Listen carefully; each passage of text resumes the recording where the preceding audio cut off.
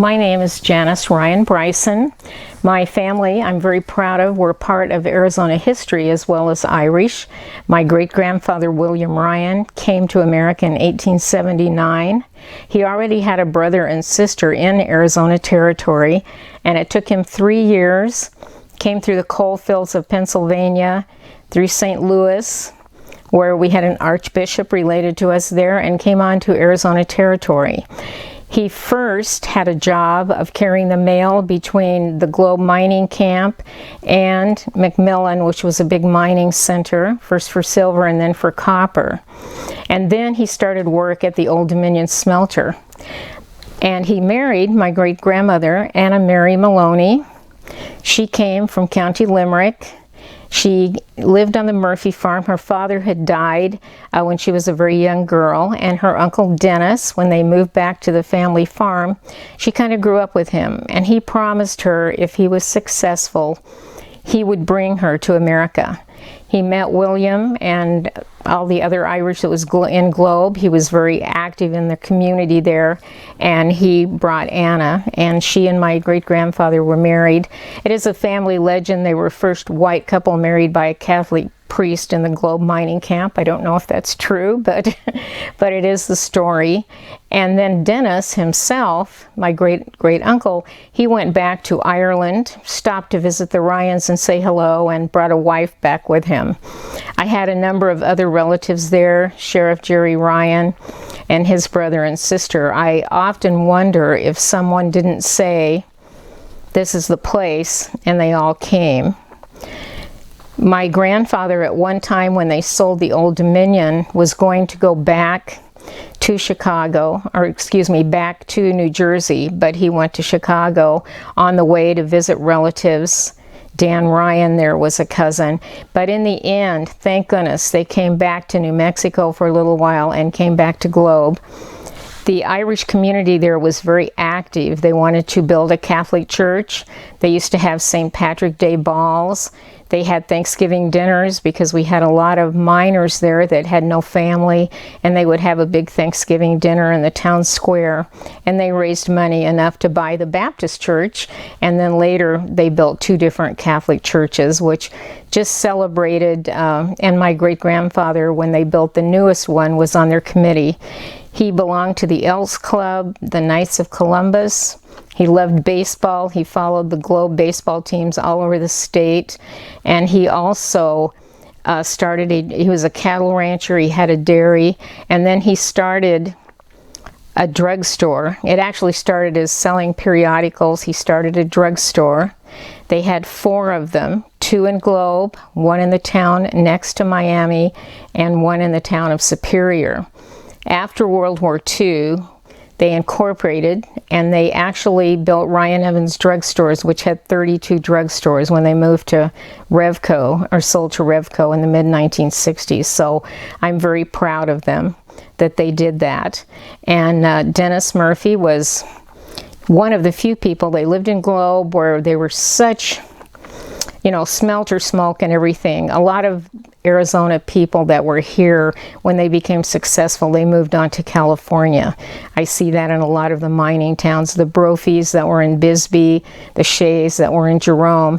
And I really love Arizona history. I've done a lot of research on my own family because I'm kind of a combination family. I had 3 grandparents here in territorial days, 3 sets.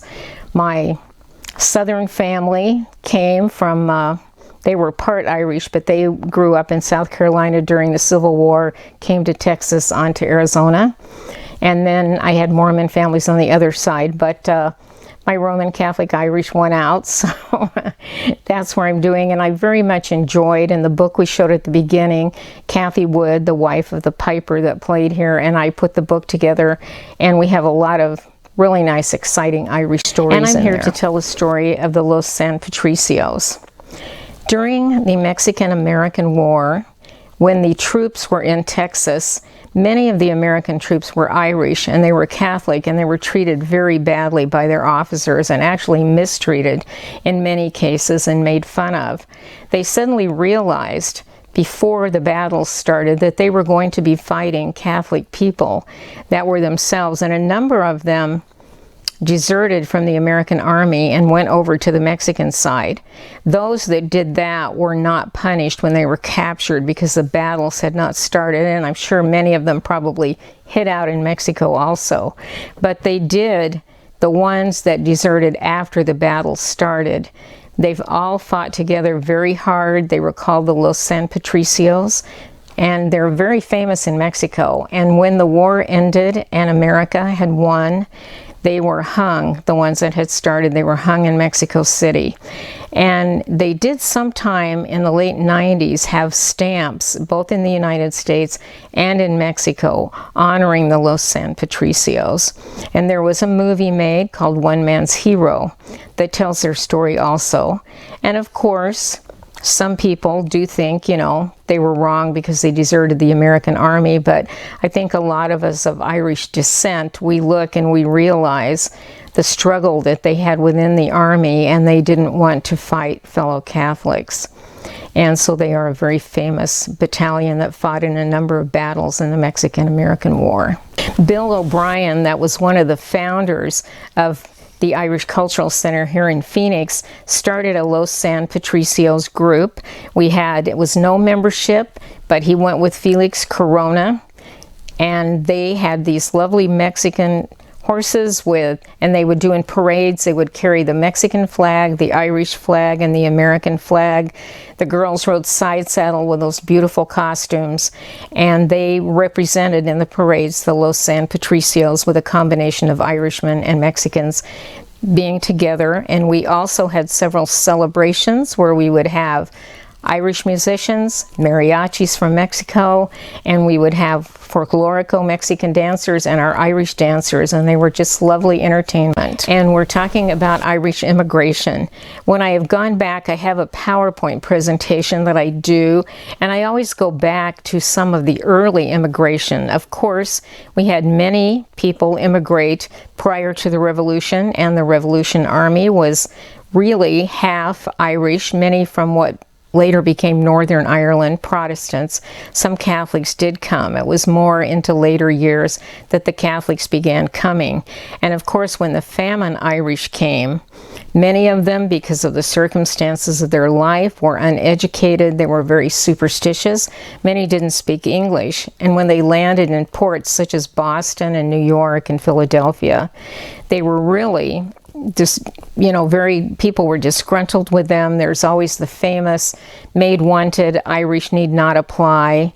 And of course, the paddy wagon was picking up drunk Irishmen, unfortunately, because of the terrible life they had at the time.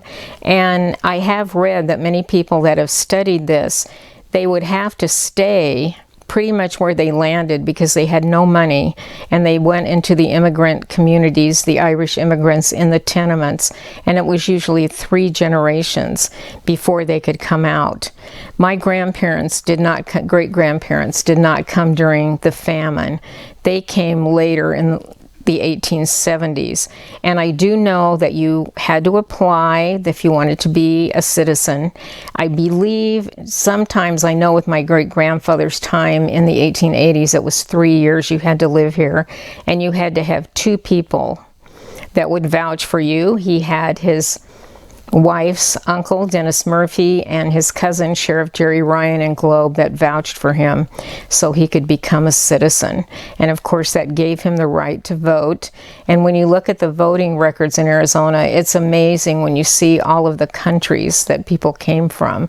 We always had a lot of Irish, but really a lot of Germans and different people here. And of course, we come to the modern day Irish. I know when I used to buy the Irish Echo that they had, unfortunately, a lot of immigrants that did stay here past their visa, and they were illegal. And I used to read the stories of, they would say, I can't go home at Christmas, I can't visit my family. And it makes me a very hard decision for me because of the fact that I have many friends that are along the Mexican border with ranches, and they were fine with regular people coming across, but now we have a lot of drug dealers and everything. And so it puts a hard perspective for me looking at illegal immigration. And then you have to realize, and you can't differentiate between the Caucasians perhaps and people from Central America. You have to keep your eyes open and your heart open to what we have. I know we only allow so many Irish in, and they have special that you can get drawn at different times. And we have the Intel people here, which Intel is across the street from what used to be a friend of mine's sheep property where he raised sheep. And we are becoming growing cities and houses here, but I'm amazed at how many lately Irish that we have had that actually were born in Ireland and are coming here. And I had my own family visit recently, which made me excited because I've been there 3 times, and I'm glad we got to host some of them here. And we're having a family reunion for the Ryans and Gleasons next summer in Ireland.